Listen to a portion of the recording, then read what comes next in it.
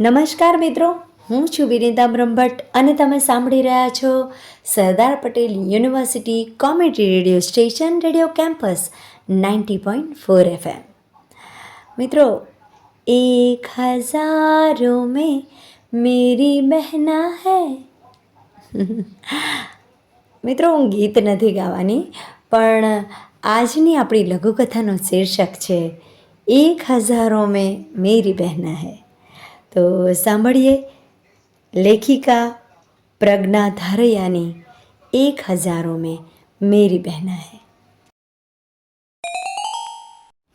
આજે રક્ષાબંધન નિમિત્તે બંને ભત્રીજીઓ રાખડી બાંધવા આવવાની હતી। કેટલા વર્ષે નાની ભત્રીજી પરદેશથી આવી હતી અને મોટી વડોદરાથી આવવાની હતી। સવારથી ભાભીના એક પછી એક આદેશ છૂટતા હતા। જશીબેન, મોટીને આ ભાવે છે, નાનીને તે ભાવે છે, નાના જમાઈ પણ ભેગા આવવાના છે, અને મોટીનો ભાણિયો જો એના માટે બધી રસોઈ મોડી અલગ કરવાની છે। મોડું અલગ કાઢશું તો બધી રસોઈ ચૂંથાઈ જશે, એટલે તમે જુદું જ બનાવજો। અને હું હમણાં ફોન કરીને પૂછું છું કે એને બીજું શું શું ભાવે છે। તમે પણ રાખડીનું મુહૂર્ત થાય એ પહેલાં ઝટપટ રસોઈ પતાવી અને ફ્રી થઈ જજો। પણ કોણ જાણે આજે જશીબેનનો હાથ હાલતો નહોતો। એના હાથમાંથી કામ છૂટતું જતું હતું। રક્ષાબંધન જેવું પર્વ હતું એ નિમિત્તે હરે રામ હરે કૃષ્ણ પિક્ચર જોવા ગયા હતા। એ વાત આજે એને યાદ આવી ગઈ। હીરો અને હિરોઈનનું બાળપણ કેટલું મજાનું હતું। ભાઈ બહેનનો પ્રેમ કેવો હતો। નાની બહેનને મનાવતો ભાઈ,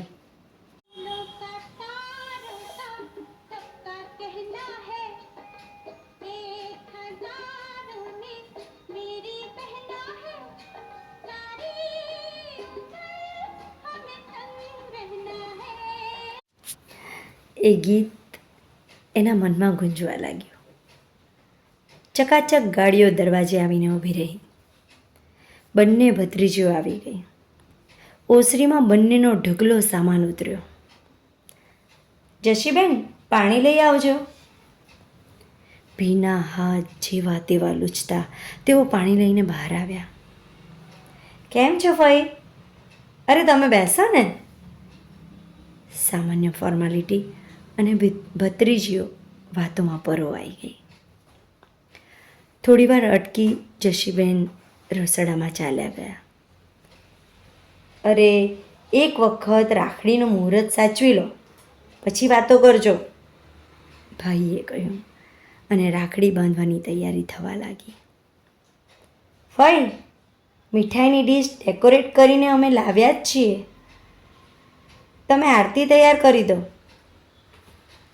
ફોટા તો એપલ જેવા શેમાઈ ન પડે, કહેતા નાનીએ મોંઘા પર્સમાંથી મોંઘો મોબાઈલ કાઢ્યો। હસાહસ કિલ્લોલ થઈ રહ્યા। અવાજનો ટેવાયેલો નહીં તે ભાણિયો રડવા લાગ્યો। એ ભૂખ્યો થયો હશે।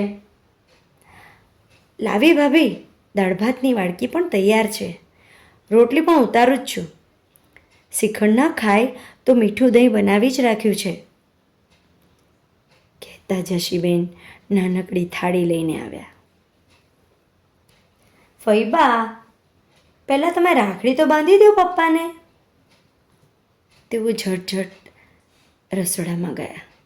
ખાંડના ડબ્બા પર મૂકેલી રાખડી લીધી। બેન, તૈયાર થયા નહીં? ફોટા સારા આવે ને? ભાભી બોલ્યા। કંઈ વાંધો નહીં, હવે ઘરમાં ને ઘરમાં ચાલે, ભાભીએ જ વાત પૂરી કરી। જશીબેને ભાઈના હાથે રાખડી બાંધી। ફઈબા, જરા હસો તો ખરા, ફોટો પાડતી ભત્રીજી બોલી। રડવા જેવું હસી રહેલા જશીબેન, સારી ઉંમર હમે સંગ રહેના હૈ, એટલે શું વિચારતા રહ્યા? તો મિત્રો, હું માનું છું કે આપને આ લઘુકથા જરૂર પસંદ આવી હશે। તો આવી જ નવી લઘુકથાઓ સાંભળવા માટે સાંભળતા રહો 90.4 FM। ધન્યવાદ।